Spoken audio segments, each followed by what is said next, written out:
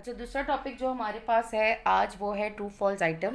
ठीक है, कंस्ट्रक्ट ये सेलेक्टिव रिस्पॉन्स आइटम का दूसरा, ये सेकंड मोस्ट जो है पॉपुलर टाइप ऑफ क्वेश्चन है ट्रू फॉल्स आइटम्स के। ठीक है, पहला था आपका एमसीक्यूज और दूसरा जो आपका second most popular type of question है वो होते हैं ट्रू फॉल्स आइटम्स के होते हैं।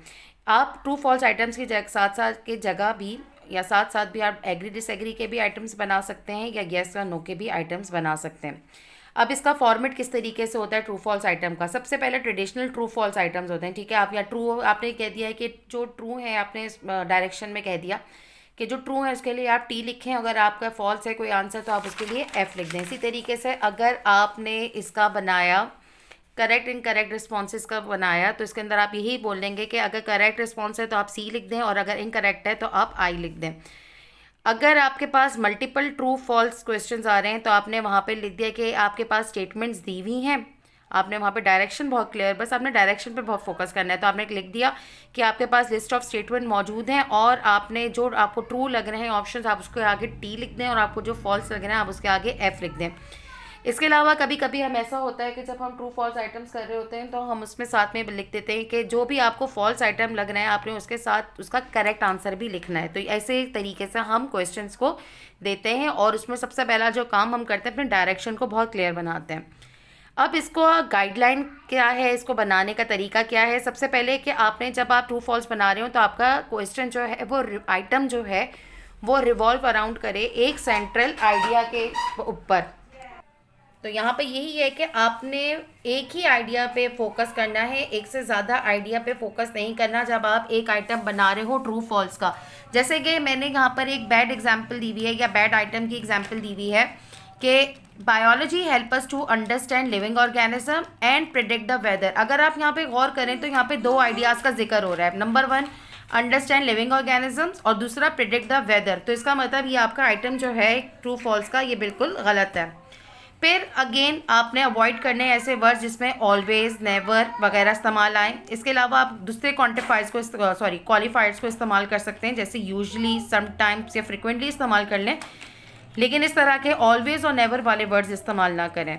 फिर आपने इनकी लेंथ भी सेम करनी है। जैसे मैंने एमसीक्यूज़ का बोला था कि जब आप एमसीक्यू डिज़ाइन कर रहे हो तो वहाँ पे भी आप कोई छोटा बड़ा ना करें। तो जब आप इसी तरह इसका एनालिसिस कर रहे हो, आइटम एनालिसिस बना रहे हो ट्रू फॉल्स का, तो इसकी भी लेंथ जो है ट्रू फॉल्स आइटम की लेंथ भी सिमिलर हो। नेगेटिव स्टेटमेंट ना दें, कोशिश करें अपने स्टेटमेंट को क्लियर रखें, कॉन्साइज रखें, equal number of true false statement हो। ऐसा ना हो कि 10 आपके फॉल्स आ रहे हैं और एक ट्रू आ रहा हो, या एक आपका जो है फॉल्स है बाकी सब दो आपके फॉल्स हैं बाकी सब ट्रू हो। Don't copy exact words from the text book. Text book से आपने कॉपी पेस्ट नहीं करना है, ये भी आपकी जो है अच्छा ट्रू फॉल्स कंसिडर नहीं होता। स्ट्रेंथ क्या है आपके ट्रू फॉल्स की कि ये एफिशिएंट होते हैं, ये क्विक होते हैं, स्टूडेंट जल्दी जल्दी रिस्पॉन्ड कर देते हैं। ठीक है, और इससे आप लार्ज नंबर ऑफ कॉन्टेक्स्ट जो है कंटेंट अपना कवर कर सकते हैं ट्रू फॉल्स के ज़रिए। फिर आप जो है आराम से इसको स्कोरिंग भी आ जाएगा, बाइसनेस भी नहीं होगी और आसानी से आपने जो है अपने ऑब्जेक्टिव को मेजर कर सकेंगे। वीकनेस इसकी ये है कि इसके अंदर से दो ही ऑप्शंस होते हैं, या तो वो ट्रू होता है या फॉल्स होता है। तो बच्चों के पास 50% चांस होता है कि वो अपना गैसिंग पावर को इस्तेमाल कर सकें।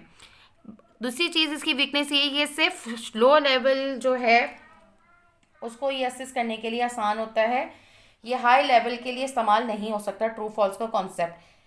और इसी वजह से क्योंकि जब ये लो लेवल को असिस्ट करता है, बेसिक नॉलेज को असिस्ट करता है, कॉम्प्रिहेंशन को असिस्ट करता है, तो इसका मतलब है ये रोड मेमोराइजेशन पे ज़्यादा फोकस कर रहा होता है rather than asking students to think critically. क्योंकि आपके पास आंसर की चॉइस ही नहीं होती कि आप कुछ और लिखें इसके अलावा।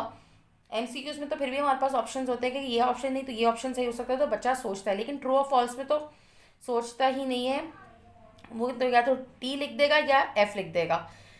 अच्छा, लिमिटेड टाइम दिया जाता है वहाँ पे, तो फिर भी हम एमसीक्यूज में टाइम देते थे, इसमें तो और कम टाइम देते हैं ट्रू फॉल्स को सॉल्व करने के लिए, जिसकी वजह से प्रेशर और स्ट्रेस बहुत ज़्यादा होना शुरू हो जाता है।